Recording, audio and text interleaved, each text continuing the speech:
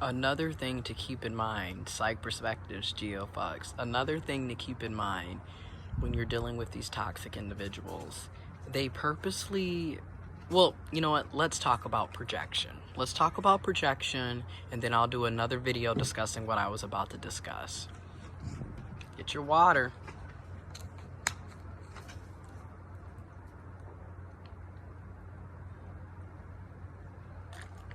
Let's talk about projection. Information will be in the description box below. But this has to be discussed because basically what projection is these are the inner feelings, thoughts, how they feel about themselves, what's going on in their actual life, what's happening to them, the actions that they're actually doing, the beliefs that they're actually thinking, the thoughts that they're actually having. They project all of that. Project, right? Like when I'm talking, I'm projecting my voice and I'm talking. So they're projecting their feelings, they're projecting their thoughts, they're projecting, all of their pain and all of their agony. Everything that they're living through and actually their actions, they're projecting all of that onto you. So if they're having a bad day, you're gonna have a bad day too. They're thinking negative, they're gonna throw negativity your way. This is why, for example, if you're in a toxic relationship with a significant other, boyfriend, girlfriend, husband, wife, significant other, partner, this is when they accuse you of cheating when they're the ones actually cheating, okay? They accuse you of being controlling and lying when they're actually the ones, being controlling and lying back and forth. And they project all of this. They accuse you of shit that they're actually doing, okay? This is where I kind of feel like this is where that saying, misery loves company, comes from, because this is basically what it is. They're not having a good day, you're not gonna have a good day. They're depressed, you're going to be depressed. They're always raining on everybody else's parade. And it's just, again, it's like you're dealing with an immature 5-year-old who is parading around in an adult body, and it just gets really old. And of course, until you break away and get away from these people, you don't realize the type of dysfunction that goes on until you're back in the situation with them. When I left 4 months ago, and I've been away for 4 months, it has been the greatest 4 months of my life. Like, the amount of peace and normalcy that I have now that I never had growing up, that I never had until I left and moved out and got away. It's a sense of normalcy that I never had in my life. Like, people don't wake up every day to somebody bitching and moaning, complaining, and nitpicking, and being needy 24/7, always needing and wanting something, always happen to be the center of discussion, the center of the topic. Everything constantly happened to evolve around that one person. And they don't get their way, they don't get enough attention for the day. Now they're off doing silent treatments and trying to gaslight you and purposely nitpick to get under your skin. It's beautiful not being around people like that.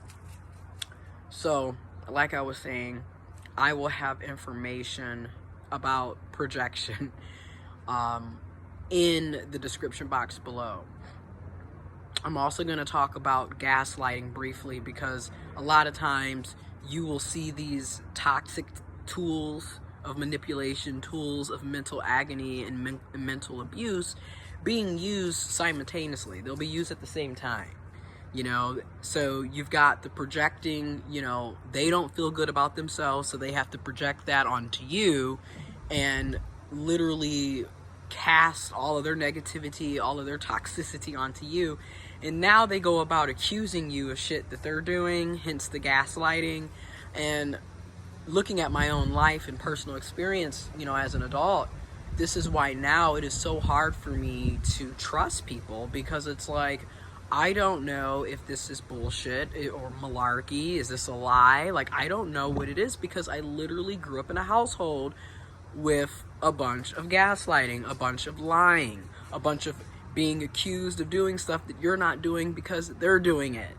And also my grandmother constantly projecting her issues with my mother onto me on a constant basis.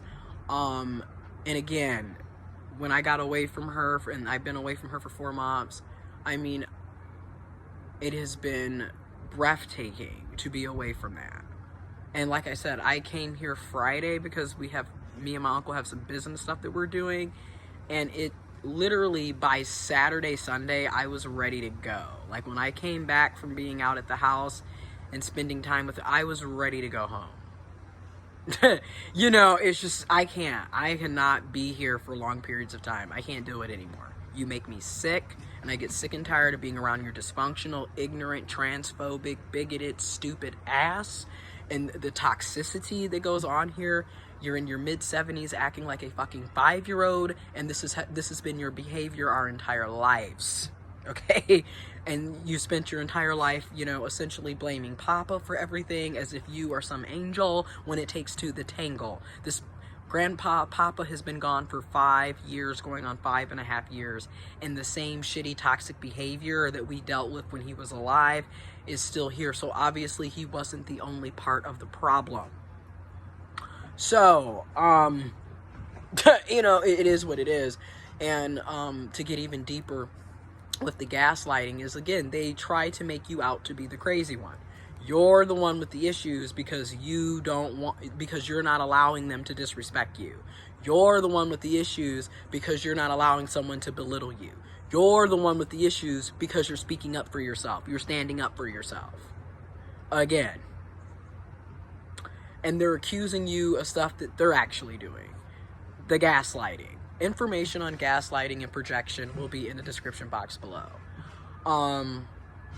Again, the best way to deal with these types of individuals is to really love them from a distance. Get away from them. If you have the resources, the support, the opportunities to get away from them, get away from them. Because all they're going to do is drive you crazy.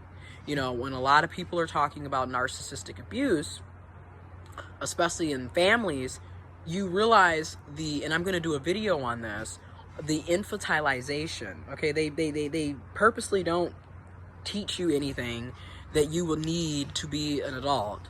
You know, they don't teach you these things. They don't share this information with you, so you're not really prepared to be on your own, and they purposely create opportunities for you to constantly be on them because they know the minute they lose control of the situation, you're going to leave and you're not going to want to be around them.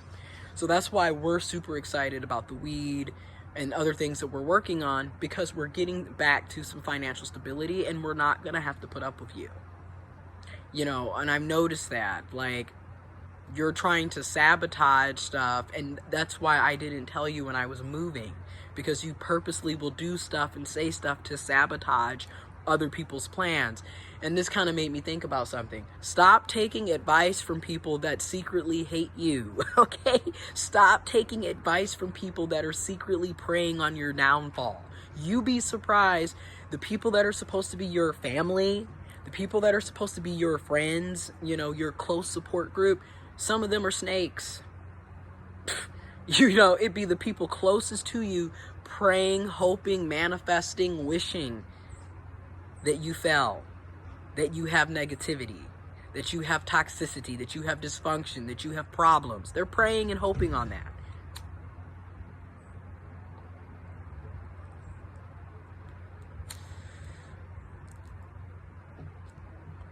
A lot of us have no clue that these people are around, you know, and it's just something to think about, you know. And again, if it wasn't for therapy, I would have never got to this stage in life, you know. I would have never got here, and that's why I'm a big proponent of universal health care. I think everyone deserves access to mental health, physical health, health insurance coverage. Because, excuse me, when you look at the craziness that goes on in a lot of our families and a lot of our communities, it's a bunch of mental health and trauma on top of lack of other resources, and everything's compiled. And it's like, who's going to break the cycle? Well, I'm breaking the cycle. I am proud to say I'm in counseling therapy. I'm not ashamed of it.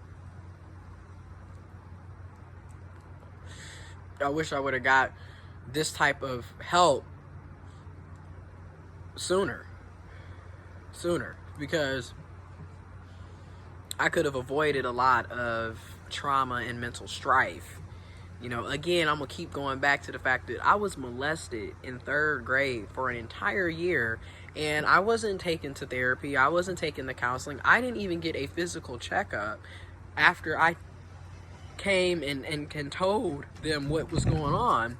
I didn't get any type of support at all. I was just expected to roll with the punches. And again, this is very common in the Black community. You know, you have these women who, they're not protecting their children. They can't even take care of themselves. So how in the hell are they going to take care of their kids? And then you're being left with other broken, toxic ass women and men and people who, they have no business having kids. They shouldn't have had the kids in the first place, and hence you being here. So it's like generation after generation of abuse and trauma.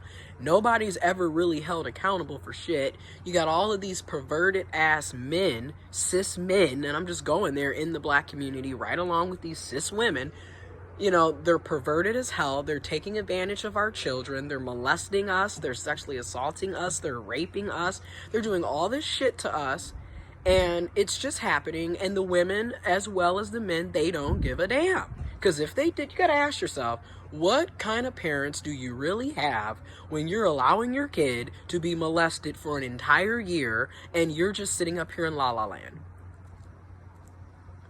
And then even after the fact, to add more insult to injury, you don't take them to the doctor to get them checked out. They're not in therapy. They're not in counseling. There's nothing. So again, what type of fucking parents do we really have? What type of parental guardians do we really have? And then as you grow up and you're angry and you're bitter and you're frustrated and you're looking and realizing you have all of these mental health issues, trauma, you have PTSD like there's no tomorrow, post-traumatic stress disorder.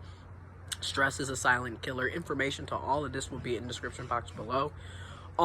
You have all of these issues, and you wonder why, and a lot, especially in the Black community, you wonder why a lot of our interpersonal relationships are piss poor. You wonder why your relationships do not work out, and you keep running into toxic people, or you keep being attracted to toxic people, whatever you want to say, however you want to phrase it. And a lot of this starts at home. A lot of this starts from what the abuse and trauma that we endured as children. But it's just time for us to keep it real. Okay? A lot of the issues that we have with ourselves, with each other, is directly related to our upbringing and to the environments that we were brought up in. And when I'm bitching and moaning, or I'm ranting and venting, I'm doing all of this, but I'm not completely, fully blaming everything on my mom, my grandmother, my uncle, my grandfather. I'm not even blaming everything on the child molester. Because again, as effed up as all of this is, we are all products of our environment. What the hell do you expect? You got broken people having kids with broken people, raising families that are also broken. You don't have solid foundations. We live in a society of racism, sexism, misogyny, homophobia, transphobia, classism, environmental injustices left and right. All the odds are stacked against us. So the fact that anybody can even come out somewhat okay, somewhat decent, somewhat sane is a miracle in itself. But I'm not saying all of that to justify this mess either. This is why, you know, I'm 28. I don't have no kids, and I'm gonna be honest. As of right now, I don't want any, because it's just looking around like I want to be mentally stable. I want to be financially stable. I want to have a decent partner, a life partner that also is mentally and physically and emotionally and financially stable. You know, I want to live in a world that's more just, more equitable, more free, more safe, more compassionate. I just don't see it happening. So as of right now, I'm good. Because I don't believe in, you know, if we're really going to break the cycle, stop procreating. How about that? Stop having kids until you're freaking right. Stop being selfish. Because I feel like a lot of times you're having kids because, you know, you don't have access to proper education on sexual education. You don't have access to birth control and contraceptives. You know, it's so many reasons. And then it's also, people are selfish. People think if they go and have kids, oh, at least somebody's going to be here for me. It's just, it's always something. And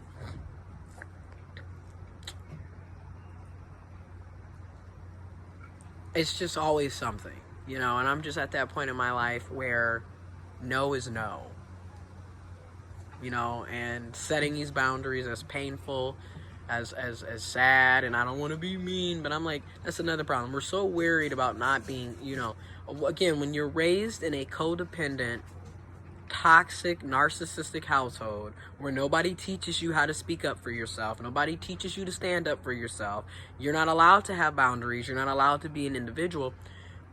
Speaking up for yourself is a lot of work, and it seems like you're being mean, it's scary, it's like, oh my God, I don't want people, because again, our entire life we've been dancing on eggshells trying to get everybody to like us, because that's how we survived in these toxic, narcissistic, abusive ass households. Let's be real. We had to learn how to read other people's emotions and energy, and, you know, to try to behave a certain way so we don't get cussed out at, yelled at, beat, whatever. A lot of us have had to deal with this, and learning to stop being a people pleaser and to speak up for yourself and have those healthy boundaries takes a lot of work, especially when you're living,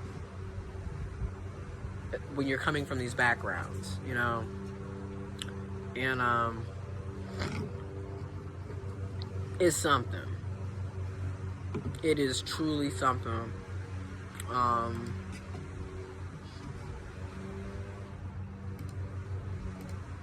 It is truly something. I sit back and I just be like, really? This is how it is? You know what I mean? So, yeah. I'm going to do another video where I will be discussing how they basically keep you in a child's place.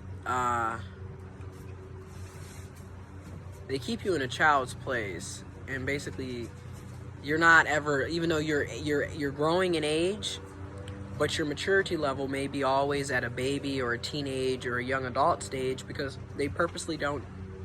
Narcissistic parents, and this is, you can look at other people's videos, you can see other people discussing this as well, they don't prepare you for anything, you know. Let's just be real.